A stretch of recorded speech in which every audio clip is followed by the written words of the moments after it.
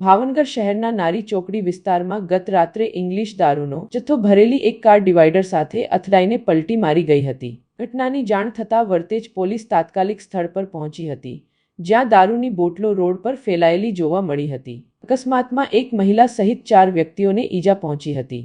વરતેજ પોલીસે 108 એમ્બ્યુલન્સ મારફતે તમામ ઈજાગ્રસ્તોને સારવાર માટે હોસ્પિટલમાં ખસેડ્યા હતા। પોલીસે અકસ્માતગ્રસ્ત કાર અને આસપાસ તપાસ કરતા કુલ 1176 બોટલ ઇંગ્લિશ દારૂ મળી આવી હતી। પોલીસે કાર તથા દારૂ સહિત કુલ ₹5,62,520નો મુદ્દામાલ કબજે કર્યો છે।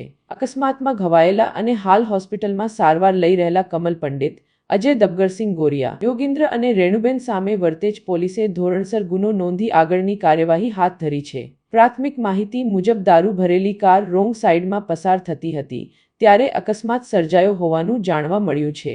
જો કે દારૂનો જથ્થો ક્યાંથી લાવવામાં આવ્યો હતો અને ક્યાં લઈ જવાઈ રહ્યો હતો તે અંગે પોલીસ વધુ તપાસ કરી રહી છે। આ દરમિયાન મળતી માહિતી મુજબ હોસ્પિટલમાં સારવાર રહેલા 4 પૈકીના એક મહિલા સહિત 2 લોકોએ દારૂના ચક્કરમાં જીવ ગુમાવ્યો જ્યારે અન્ય 2 વ્યક્તિઓ બેભાન હાલતમાં હોય હોસ્પિટલ ખાતે સારવાર ચાલી રહી છે।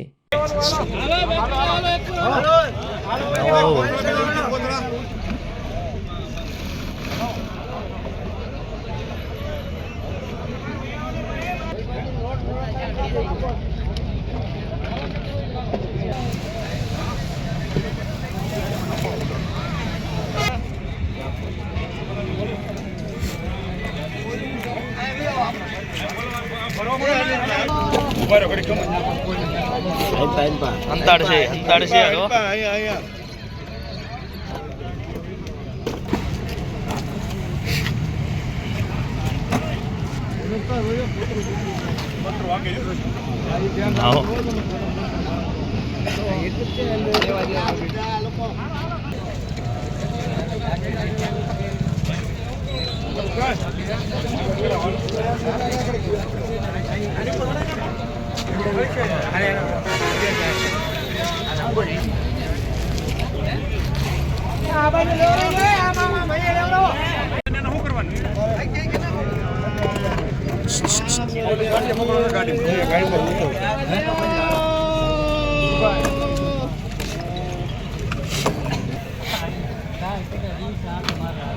કાલ સવારે બધું સાફ થઈ જશે।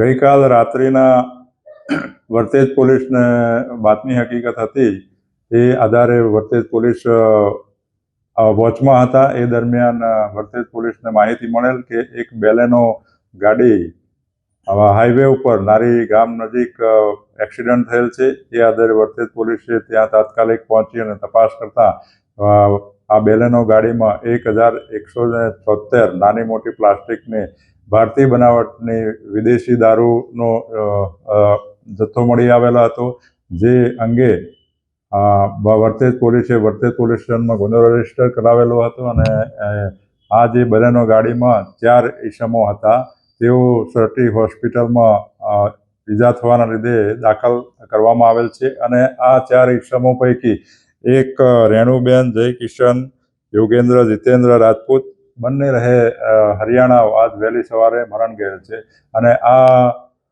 તપાસ દરમિયાન હજી સુધી આ દારૂનો જથ્થો ક્યાંથી લાવેલા હતા અને કોને આપવાના હતા એ સ્પષ્ટ થયું નથી, કારણ કે જે બંને જે એક્સિડન્ટમાં ઈજા થયેલ છે એ લોકો હજી બોલી શકતા નથી.